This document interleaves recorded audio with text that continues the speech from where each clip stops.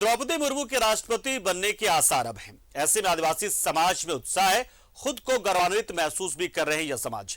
रांची में सरना समिति की ओर से आदिवासी बालिका अभिनंदन समारोह का आयोजन किया गया, जिसमें पूर्व सीएम रघुवर दास भी शामिल हुए।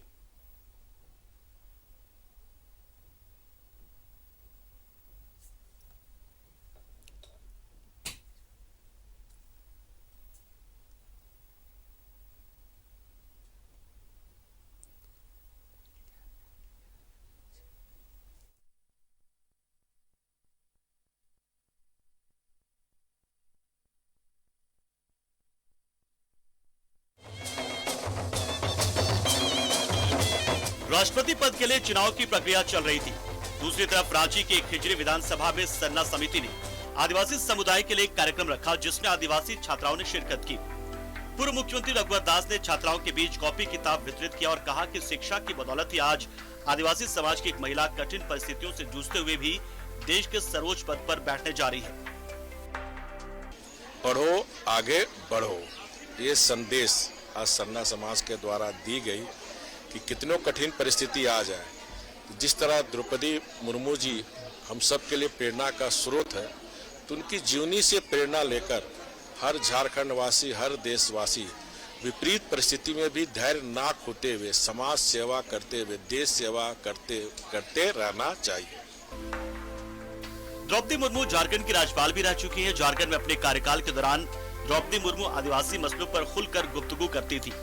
आदिवासी समाज भी अपने बीच के एक व्यक्ति को देश के सर्वोच्च पद पर बैठते हुए देखकर खुद को बेहद गौरवान्वित महसूस कर रहा है।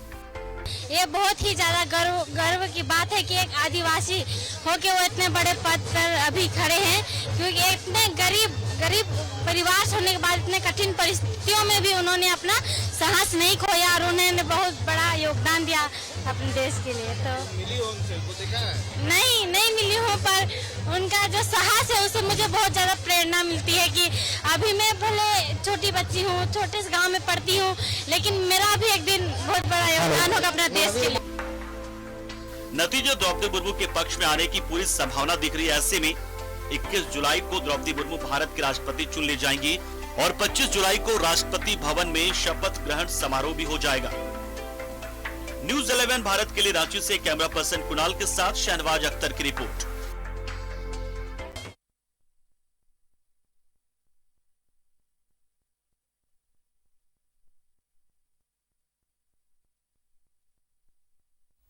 और हमारे सहयोगी अमर हमारे साथ जुड़ रहे दिल्ली से सीधा, और उन्हीं से जानते हैं कि अब चूंकि प्रक्रिया संपन्न हो गई है वोटिंग की, अब चीजें क्या निकल कर आती नजर आ रही हैं? क्या कुछ जानकारी, क्या अपडेट आपके पास अमर, आपसे जानना चाहेंगे।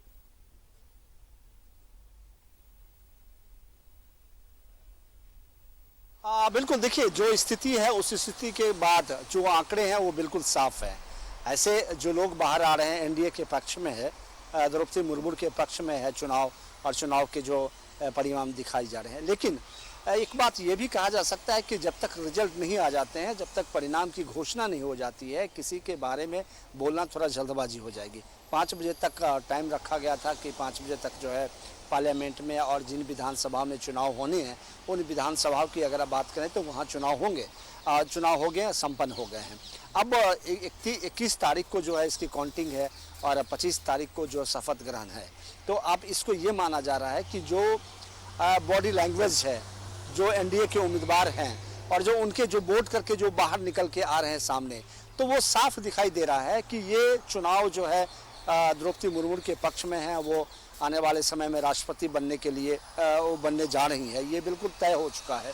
क्योंकि हेमंत सोरेन जो विपक्ष के पाले में थे, लेकिन वो भी उन्होंने द्रौपदी मुर्मू का वोट किया। उसके बाद अगर आप नवीन पटनायक की बात करें, जो नवीन पटनायक ने भी उनके पक्ष में वोट किया है, कि उनके जो पार्टी हैं उनके पक्ष में वोट किया है, तो ये एक बिल्कुल साफ आंकड़ा दिखाई दे रहा है कि जो हो रहा है और जो होने वाला है वो आंकड़े जो है वो एनडीए के उम्मीदवार द्रौपदी मुर्मू के पक्ष में है।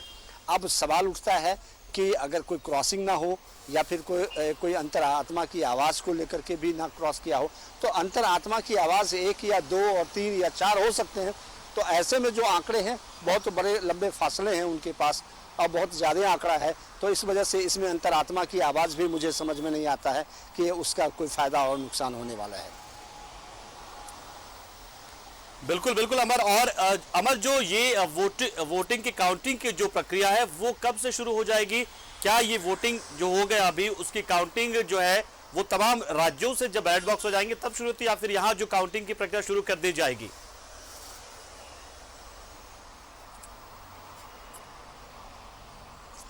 बिल्कुल एक साथ वोटिंग की काउंटिंग होनी है 21 तारीख को, 21 जुलाई को काउंटिंग होनी है।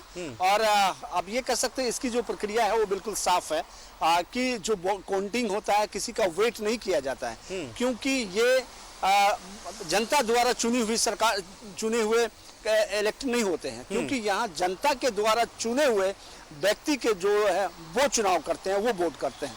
तो ये एक प्रक्रिया है। पहली प्रक्रिया उसमें ये है कि जो सभी राज्य के जो विधायक होते हैं उसके अलग अलग वोट के मायने होते हैं और अलग अलग पॉइंट्स होते हैं। और उसके बाद अगर जो लोकसभा है वो या राज्यसभा है, उनके लगभग 702 वोट के काउंटिंग किए जाते हैं, एक एमपी के मान्यता होती है।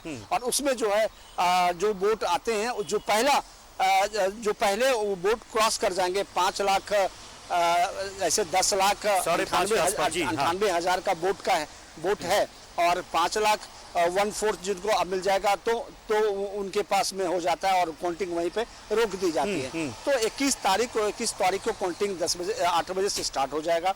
उसके बाद जो है प्रक्रिया में जो भी आगे होगा और जिसकी होगी वो सामने होगा। और 25 तारीख को जो है इस पर जो शपथ ग्रहण है, क्योंकि इसको आप टाल नहीं सकते हैं और इसको आप रोक नहीं सकते हैं, क्योंकि संविधान में ये लिखा हुआ है और ये मेंशन है। तो इस वजह से समय रहते हुए आपको सारे काम कर लेने हैं। चलिए, बहुत शुक्रिया अमर, हमारे साथ जुड़े आप, जानकारी आपने दी कि किस तरीके से वोटिंग की जो पूरी प्रक्रिया वो संपन्न हो चुकी है और अब 21 तारीख को काउंटिंग इसकी होगी। तमाम राज्यों से बैलेट बॉक्स भी पहुंच जाएंगे और उसके बाद काउंटिंग की प्रक्रिया शुरू कर दी जाएगी और 25 जुलाई को जो नए राष्ट्रपति होंगे वो शपथ लेंगे, क्योंकि 24 जुलाई को मौजूदा राष्ट्रपति रामनाथ कोविंद का कार्यकाल समाप्त हो रहा है। बहुत बहुत शुक्रिया अमर।